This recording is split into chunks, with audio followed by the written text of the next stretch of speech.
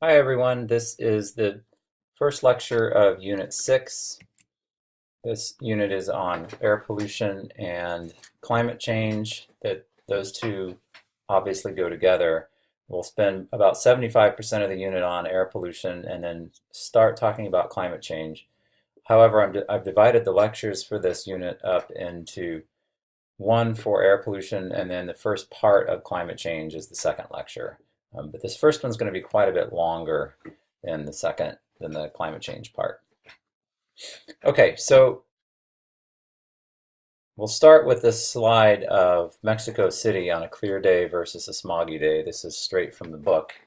And I'm going to get my book out here so I can refer to figures as we go along as well. This is smog. We'll talk about that in a minute. But I have a little story to start with before we get into this that I think it's always good to give real examples of things. So I lived in California for 12 years before moving to Erie for this job.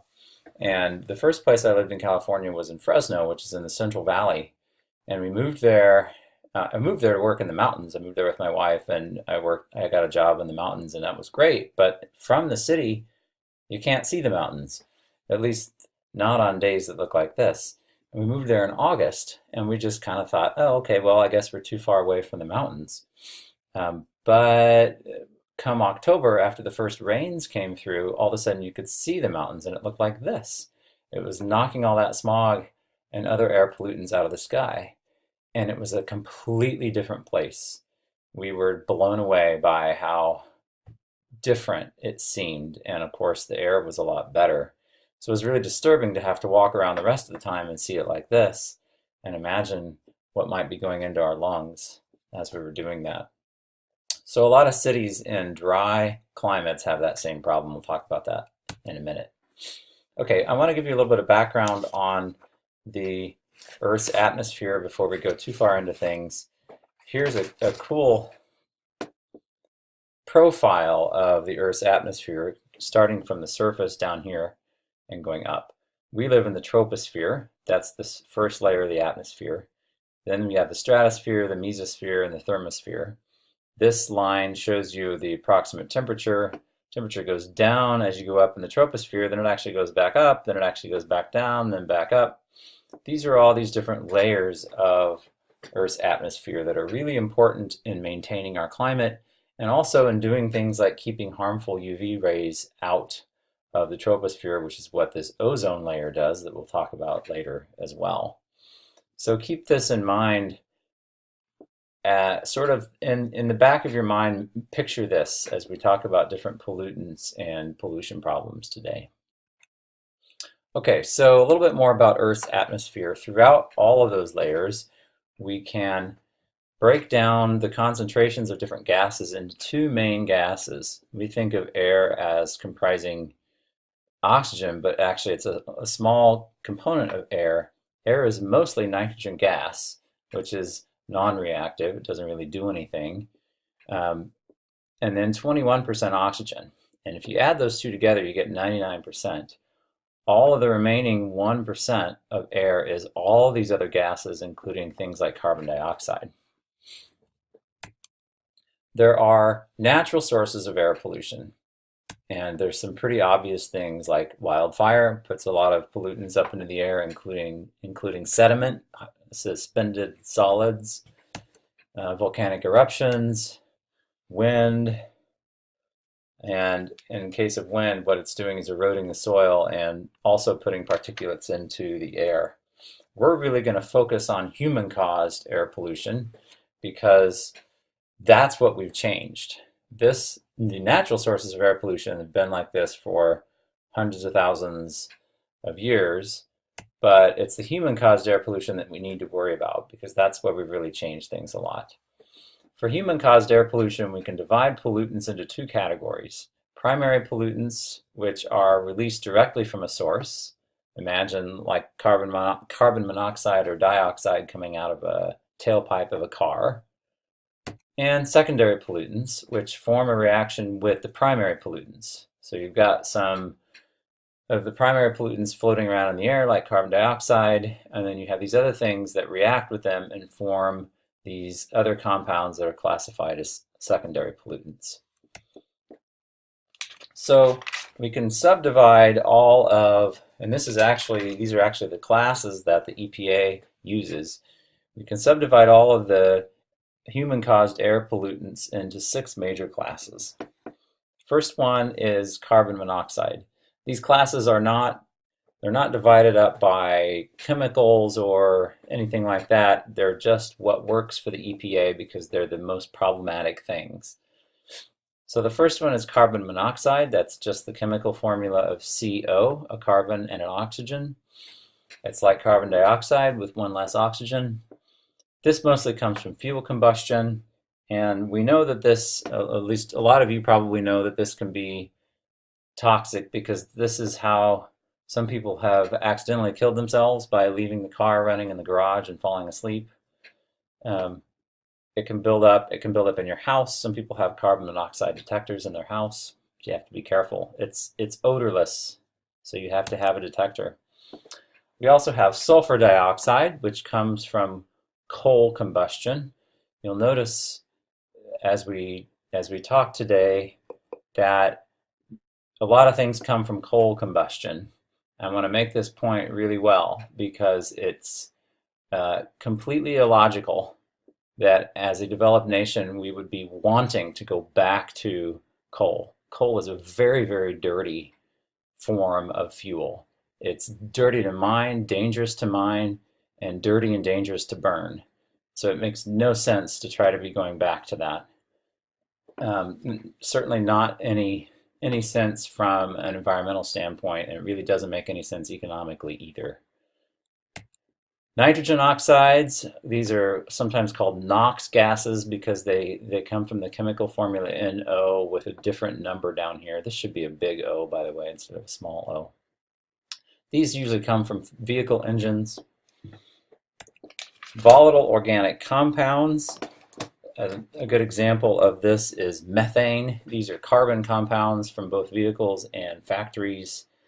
Propane is another example of this.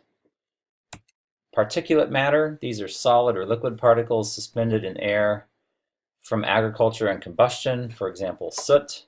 So these are not gases. These are things that are solids or sometimes liquids, but are so light they get put up in the air.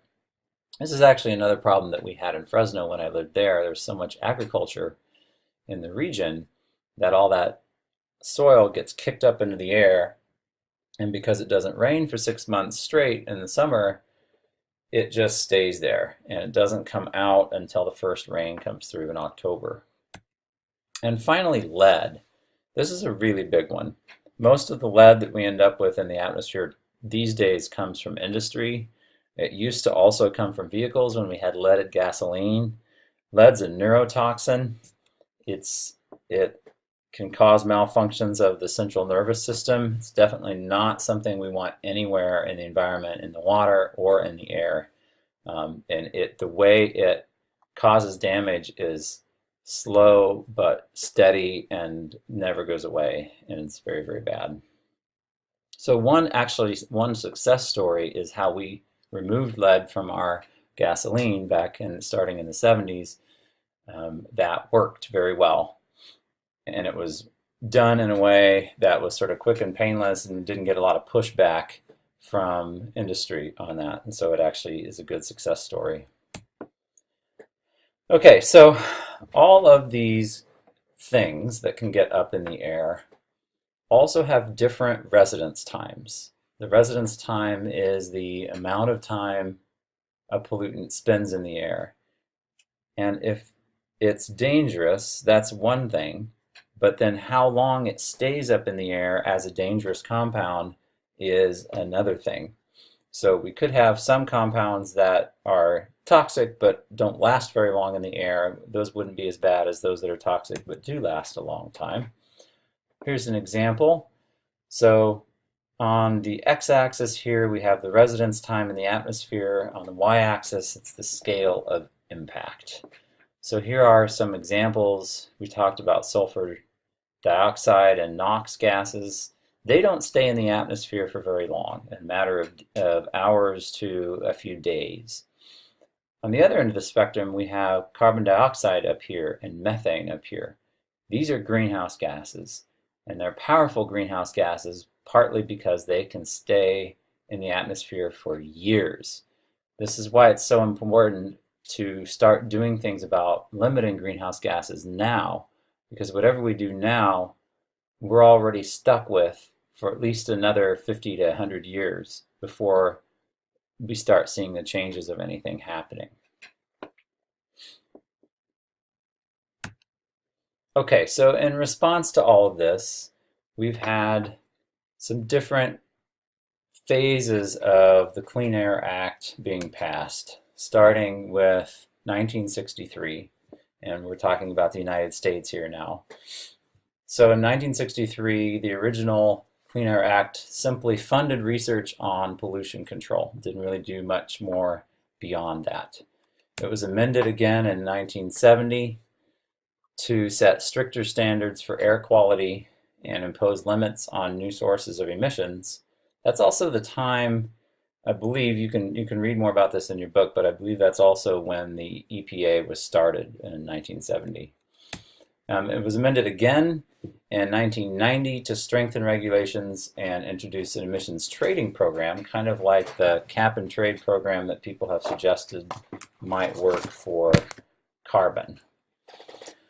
And this is another success story. In this class, you'll sometimes get depressed by all of the different problems we're facing. And it's important to stop and remind ourselves of little successes that we've had over the years. And the Clean Air Act is one of them. It's largely reduced a lot of pollutant emissions around the country. And how this works is the EPA sets standards for emissions, but states are responsible for monitoring emissions and air quality and report to the EPA. So the EPA really just tries to enforce the states keeping up with it, but it's really the states that are required to set their own standards and report them to the Environmental Protection Agency, who sets those standards in the first place. Now, I just have to say something briefly about the EPA. I'm going to move away from the PowerPoint for a minute and go over here. I always like to point out to students that the EPA, or Environmental Protection Agency, is there to protect us. It's there to protect us from poor air quality and poor water quality. It doesn't make any sense for us to be trying to defund the EPA or take it down from the inside, which is happening right now in a lot of the current administration, because it's there to protect us. I think that a lot of people have the misinformed idea that the EPA is sort of like the Fish and Wildlife Administration, Fish and Wildlife Service, and they're protecting animals that are out far away that some people who live in cities don't care about. It's not true. The EPA largely is responsible for protecting us from poor air and poor water quality, protecting our own health. So it doesn't work well for us to be attacking it and trying to defund it. And I think I have, yes, we'll come back to that in a minute, but I'm going to leave that right there. Okay. So just keep that in mind about the EPA. I think a lot of people have the wrong idea about it. It's really supposed to help humans as a priority. Not that we shouldn't also be helping everything else, but I think a lot of people who tend to not care about other species would be on board with the idea of the EPA. Okay, so I've been through these. And they're protecting us from things like this. This is, some of you may be from around the Pittsburgh area. This is Donora, PA, around noon during a 1948 smog event. You can read more about this in your book, but Donora is surrounded by mountains, so it creates a sort of steep valley, and they also had a steel plant in town which was producing a lot of pollutants, and if you get that at the right climatic conditions, the right weather conditions, you can create what's called an inversion, which comes down over the valley and keeps the air from being able to escape and go back. I mean, normally the smog that's created has an outlet, but in valleys it gets worse because the air sometimes gets in such a way that it keeps the air down below from actually being able to escape, and you create this pretty dangerous situation here where it looks like fog, but it's actually smog, which is bad. A little bit more about smog. So it's an unhealthy mixture of air pollutants that form over urban areas. We actually have two types of smog. There's industrial smog, which is caused by the incomplete combustion of coal or oil. There's that nasty coal again. And this kind of smog is gray colored and more common in industrializing nations and places that burn coal. So China has been dealing with a lot of smog problems over the last 10 years. And we are mostly past that, but keep that in mind based on what I said earlier. We need to be past it. It's also responsible for the killer smog of 1952, which is another thing that you can read more about in the textbook. It was in London and apparently had visibility so low that people couldn't see, in some places couldn't see their hand out in front of them, in front of their face. We also have photochemical smog, which is smog that is caused by light-driven reactions of the primary pollutants, we talked about what those are, with normal atmospheric gases. And here you have smog that creates a brown color in the air, and this is what you would be seeing over Mexico City, or when I was talking about Fresno, it was brownish smog. It's common in sunny, dry climates surrounded by mountains, such as LA and Mexico City. This is unfortunate and something that these cities are always going to struggle with because they can't change their topography. They can't change being surrounded by mountains, and they can't change the reactions that take place. All they can do is try to reduce their own component, their own contribution to that, and LA has worked really hard on doing that. You can read more about that as well as what Mexico City has done in your book. Another problem of air pollution that is a success story is the ozone depletion and recovery.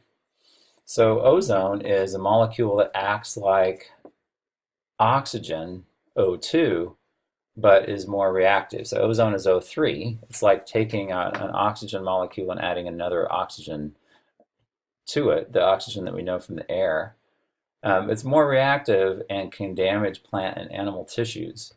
So in the troposphere, when it occurs down here where we live, in this layer of the atmosphere, it's actually a pollutant and can be toxic. And there are places on the planet that have had some forests die back because of ozone pollution. But when it occurs in the stratosphere, it's a good thing. So remember back to that first figure, it showed in the stratosphere an ozone layer. That's a layer of O3 that blocks harmful UV light from reaching the Earth's surface. It's a coincidence of the chemical properties of ozone that it happens to also be good at blocking harmful UV light, another way that our atmosphere protects us. Well, what we didn't know was when we used chlorofluorocarbons for years and years, we were slowly destroying that ozone layer. CFCs are human-made compounds used as refrigerants and aerosols, and they are able to, they have very, very long residence times. And when they get up into the atmosphere, they last for thousands of years, and they can actually react with the ozone and break it down. And that started happening in the 70s, or probably earlier actually, until eventually we noticed a hole in the ozone over Antarctica in 1985. The hole looks about like this. We'll look at an animation of it in a minute. And it was slowly getting bigger and bigger. And so in response to that, well, let's go and watch this first.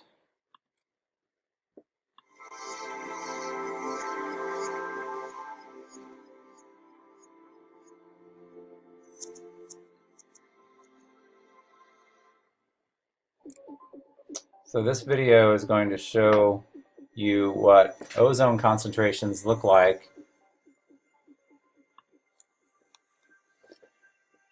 over the course of the year. There it is in May, June. So the darker blue it is, the higher the ozone density is. And when you get down into this light sort of cyan color and then into the yellow, into the red, those are little tiny holes. Those are little low density areas. So the main point of this first part here is just to show you that over most of the planet, it's intact. And so that's probably one thing that kept them from discovering the hole for a while. Because if we now scroll down to Antarctica, you'll see, especially in September and October, because these gases are always moving around, a really large hole. And this is what was discovered in 1985. So we'll talk about the Montreal Protocol in a minute, but because of the Montreal Protocol, we have stopped the growth of that hole and now expect recovery to happen within the next 50 years or so. So it's going to show you a prediction of about the size of this hole over the next several decades. So here's what it looks like approximately now.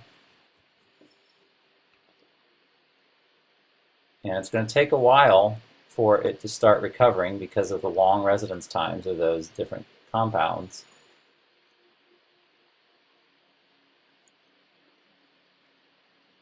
But it's expected that by 2070, it should be fully restored. And I like the way they put it here. By 2070, Earth's natural sunscreen should be fully restored. Okay, so how did we do that? This is another success story. It was called the Montreal Protocol, and it was done in 1987 when 196 nations agreed to cut CFC production in half by 1998. Think about this. 196 nations agreeing to do something. I wish we could do this with climate change. I think in this case, because it was a smaller deal, because there weren't years and years of fighting it, and it didn't become a political issue, that it was very easy for them to just agree to this. There was no, except for the companies making the refrigerants and things like that, there wasn't a lot of industry money fighting the other side of it, trying to convince people that it wasn't really happening. And it made it pretty easy for these nations to agree. And then you can see the response here. So it was growing, the hole was increasing in size, and here's where the Montreal Protocol happened. It continued to grow a little bit more, but then pretty well stabilized, has been stabilized since the late 1990s.